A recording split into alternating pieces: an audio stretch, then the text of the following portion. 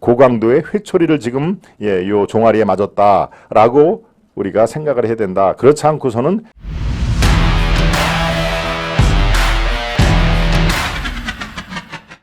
정신 차릴 기회를 준 국민에 감사해야. 이것도 마찬가지로 이슈 안에서 제가 이 강조를 한 것 중과 다 연결이 되죠.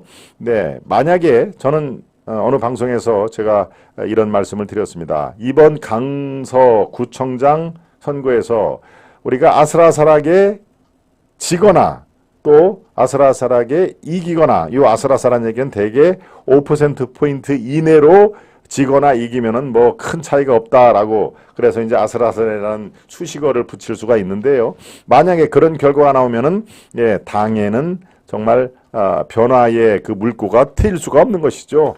만약에 아슬아슬하게 지면은 이 강서라는 아주 험지에서 선전했다라는 그 평가가 나올 것이고요. 아슬아슬하게 이겼다라고 하면은 어려운 지역임에도 아주 모든 그 현역 의원들, 당협위원장이 다 강서로 몰려와서 하나됨을 통해 겨우겨우 이겼다라는 얘기니까 어떻습니까? 두 개가 다 변화가 필요 없는 상황이 돼버리는 겁니다. 지금 이대로도 잘하면 총선을 다 우리가 먹겠다 하는 얘기를 그런 얘기가 나올 수밖에 없는 상황인 것이죠.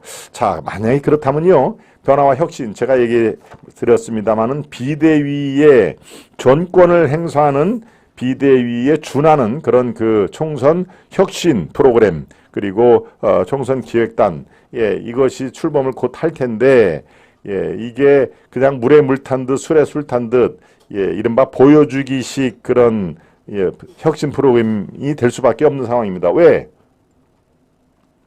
지금처럼 해도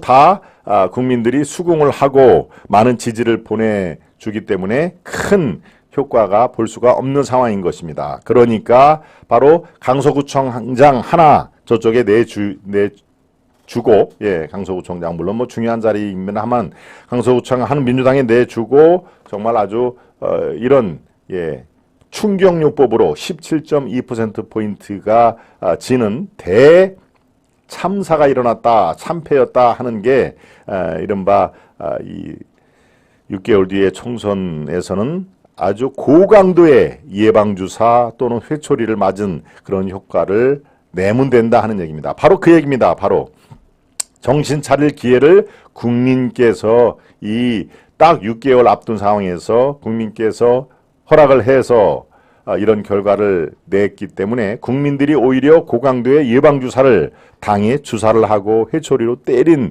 그런 결과가 나타난 것이다. 저는 제가 여러 번 얘기를 했습니다마는 바로 제 얘기이기도 합니다.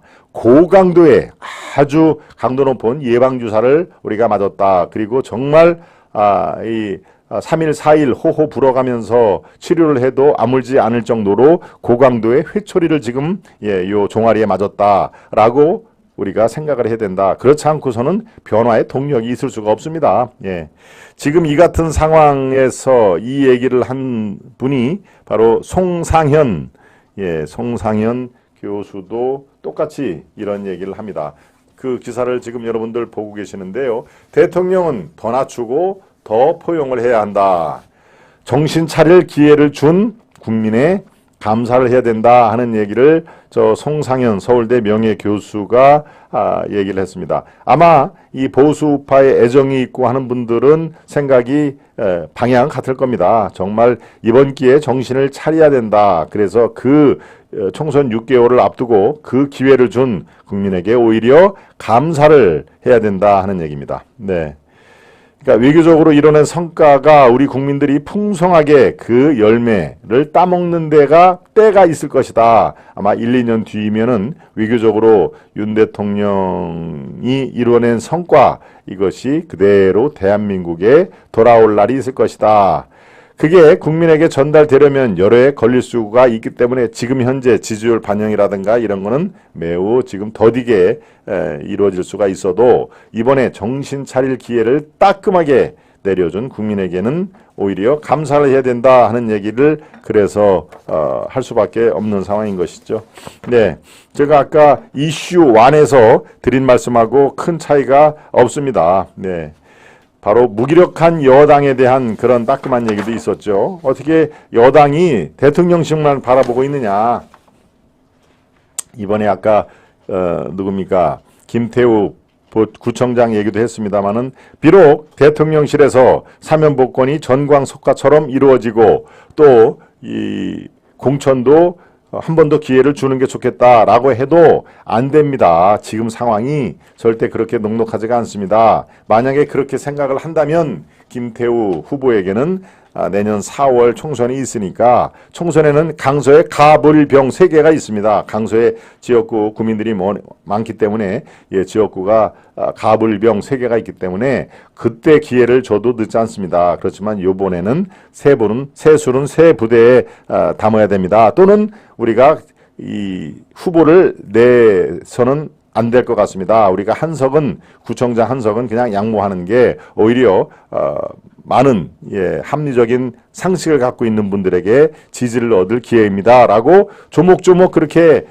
설득을 해야 되는데 대통령실만 바라보는 무기력한 이 여당이 지금 되고 있다라는 것에 대한 아주 쓴소리가 많이 나오는 것입니다. 네. 그렇습니다. 또 실용보다는 이념을 너무 내세운 거 아니냐라는 지적도 있죠. 이념 홍범도라든가 여러 가지 얘기가 나왔는데 그런데 이거에 대해서는 저도 그렇습니다. 물론 이 경제라든가 실용, 민생이라든가 이런 것보다도 너무 이념을 강조하는 거 아닌가라는 그런 상황인데요. 병행이 충분히 가능합니다. 민생은 민생대로, 이념은 이념대로 병행이 가능하죠. 그리고 이미 문재인 정부 5년 동안에 대한민국 정체성 자체가 흔들리지 않았습니까? 북한의 인권 문제를 한 번도 거론하지 않고 오히려 북한의 어부 두 사람을 가기 싫다는 사람을 질질 끌려서 판문점 북쪽으로 끌려가는 모습을 우리가 두 눈을 보면서 참 많은 생각을 하게 만드는데요. 우리나라 대한민국의 정체성 자체가 홍수에 이렇게 떠나가는 듯한 그런 형국이 돼버렸지 않습니까? 그것을 바로잡자는 게 홍범도도 그렇고 여러 가지 정율성도 그렇고 그런 상황이 있기 때문에 대한민국의 정체성을 명확하게 확립하려는 노력의 일환으로 그거는 보면 좋겠다. 그래서 이 이념을 강조하는 것은 이념만 강조하는 건 당연히 잘못된 것이지만 이념과 그리고 뭡니까? 민생, 경제를 같이 이렇게 양립해서 국정 운영의 큰 그 축으로 삼을 필요는 있겠다. 저는 그렇게 판단을 하고 있습니다.